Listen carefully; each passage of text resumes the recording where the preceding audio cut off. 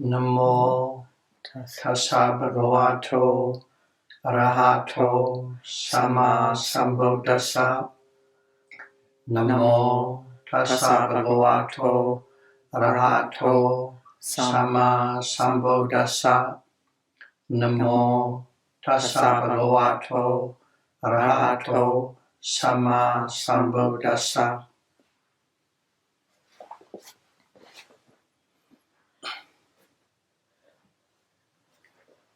September 19th, 2024.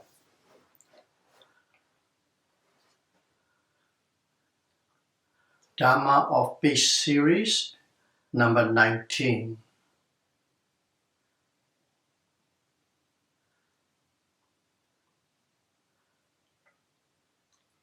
Along the way to liberation, when we practice mindfulness insight meditation, the base and necessity is the 5 controlling mental faculties. Indriya Samvara. Controlling mental faculties or controlling Dhamma means sharp and powerful Dhamma that can face all oppositions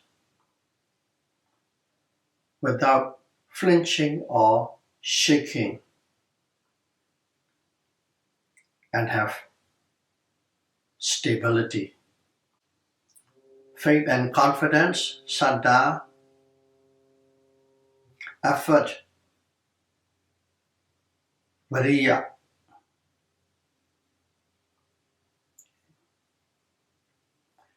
and observing and noting is sati, mindfulness. Deeply stable and firm mental concentration is samadhi. In a samadhi, there are 2 types, of course. One is the samatha, fixed concentration samadhi. And in here, under that called neighborhood samadhi or access samadhi, is having stillness on the object, but still observable. And the next level is called appana samadhi, absorption, or state of jhana. Is becoming one with the object. That is the samatha, fixed concentration approach.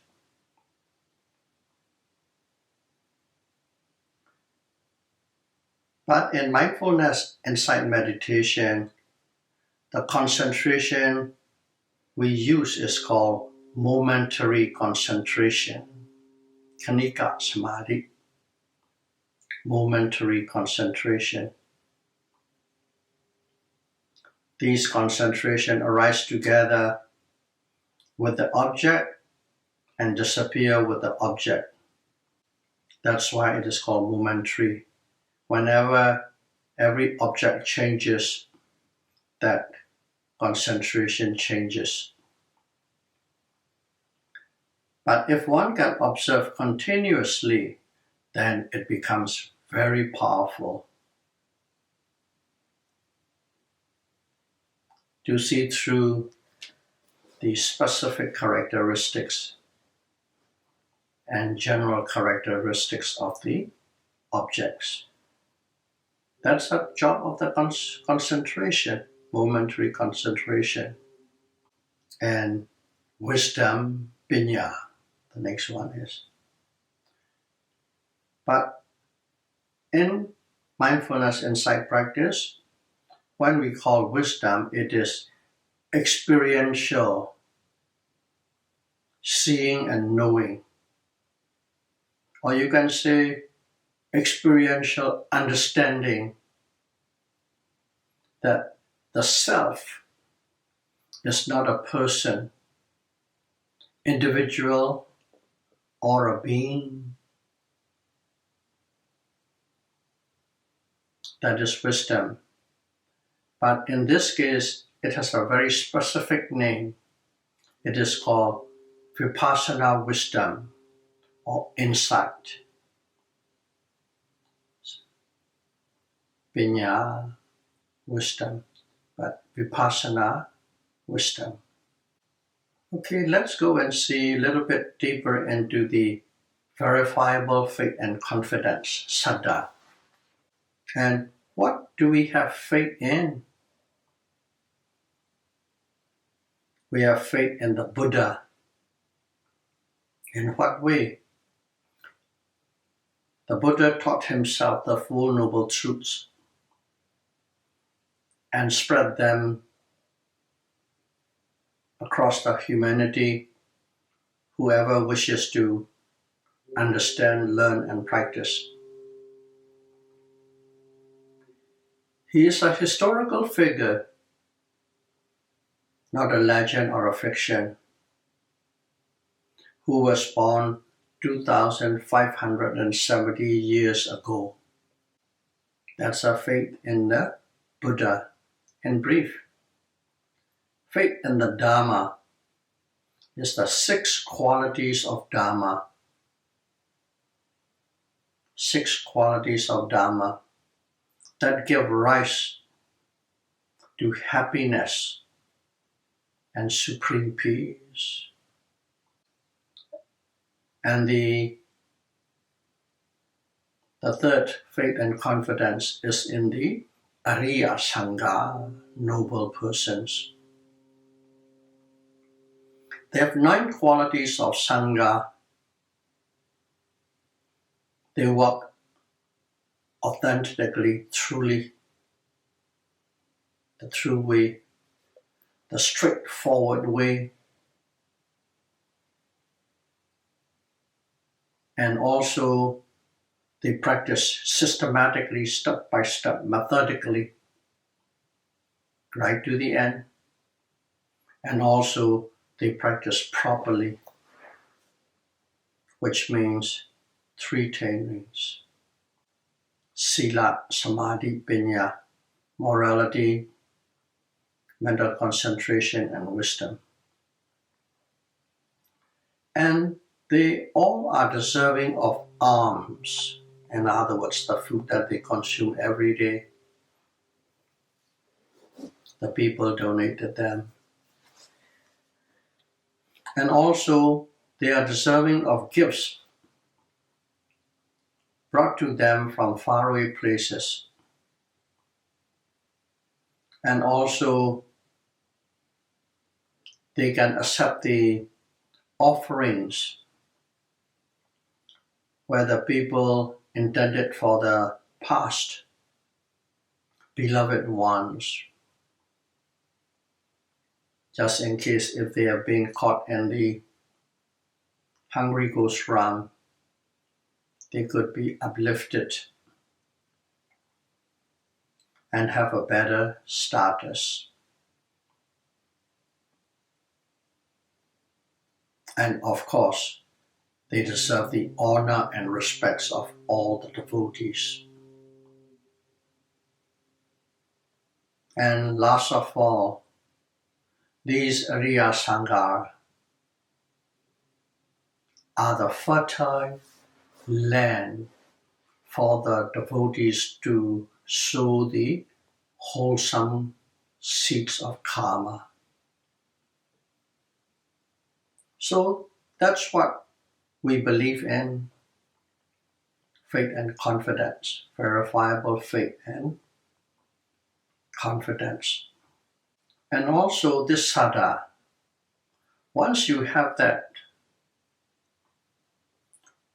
it automatically gives rise to an urgent effort to continuously observe with concentration to attain Vipassana wisdom. Once you have this saddha, strong saddha, your efforts come out naturally, flowing, effortlessly. So, these are the 5 strong and powerful controlling Dhamma,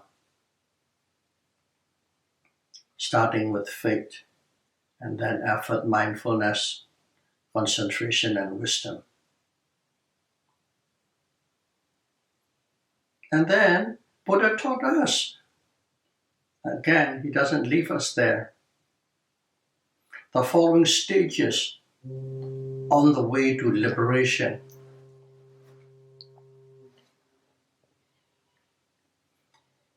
When observing ardently, one will know the arising and passing of mind and matter.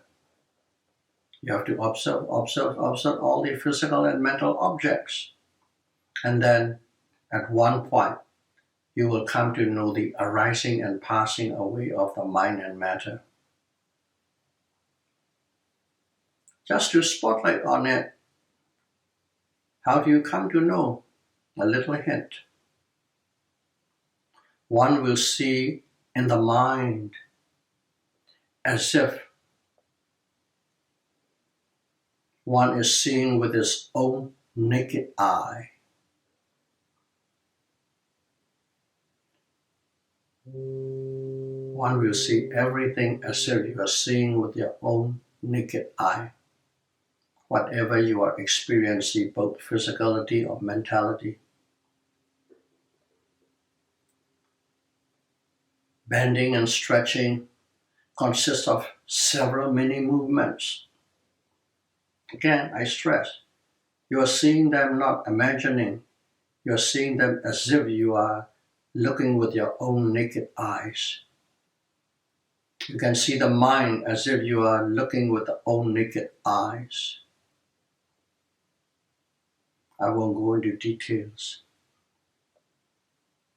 Also, when you see these things in such a way, one experiences impermanent suffering and non-self, anicca, dukkha, anatta.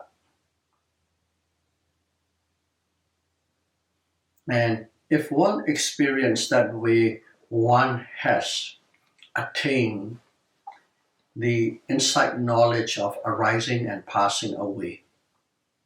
Udayabhaya jnana, mental development, bhavana. If you develop your mind with Satipatthana vipassana, mindfulness, insight, meditation, give rise to vipassana jnana, vipassana wisdom, in English called insight. But be careful about this one. It's called Chintamani jnana. What does that mean is reflective knowing. Okay, you think about it, you reflect about it, all the information that you have, all the things that you have heard, and you think and you think and you think, you reflect, you figure out, you dissect. That is called reflective knowing, or Chintamani jnana. And it is not vipassana knowing. Okay? Keep that in mind. Vipassana knowing is direct experiential. The other knowing is reflective knowing. That is insight. Now, another one, another wisdom. Pop wisdom, mega jnana, pop wisdom, is knowing the Four Noble Truths penetratively, thoroughly, through direct experience. In other words, you know the Four Noble Truths. You become one with the Four Noble Truths. Four Noble Truths is you, you are the Four Noble Truths. And only path wisdom can give rise such an experience. And another wisdom is called path wisdom, fruition knowledge, or fruition wisdom.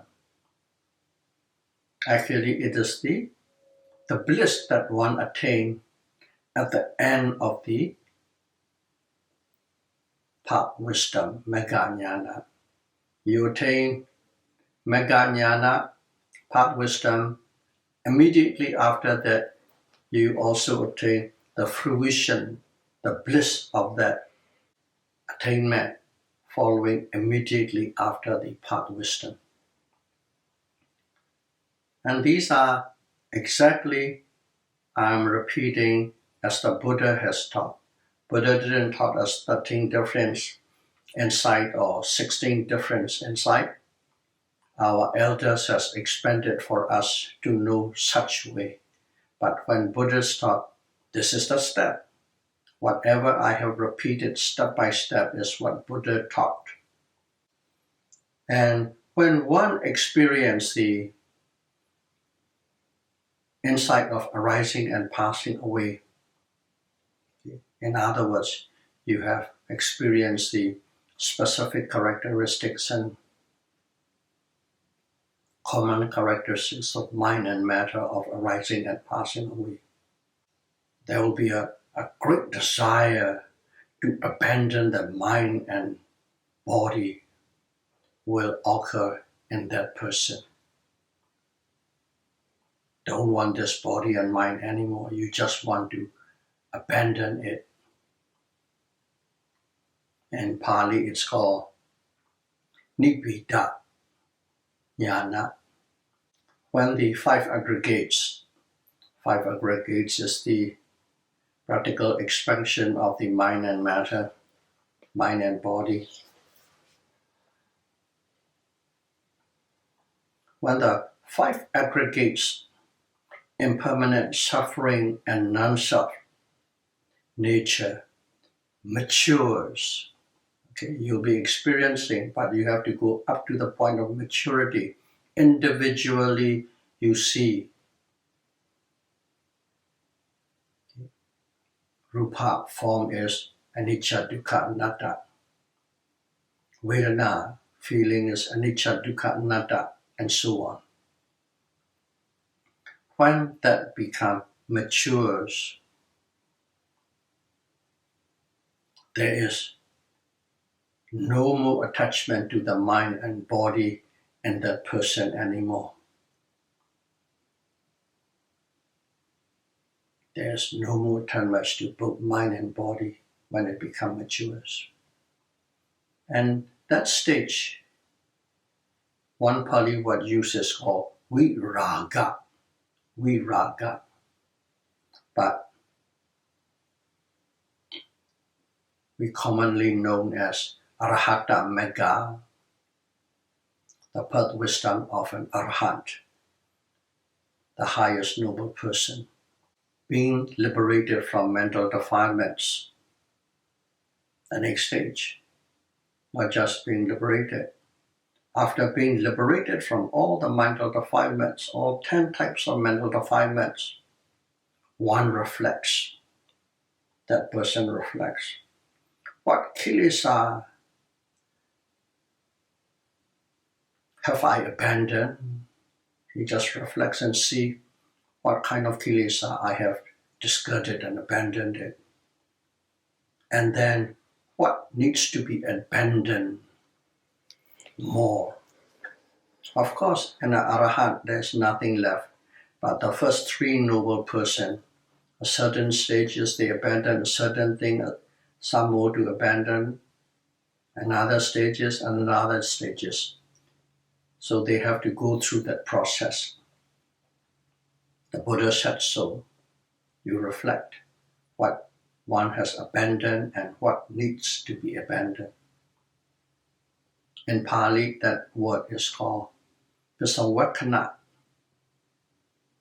Jnana. So these are the stages Buddha has taught us.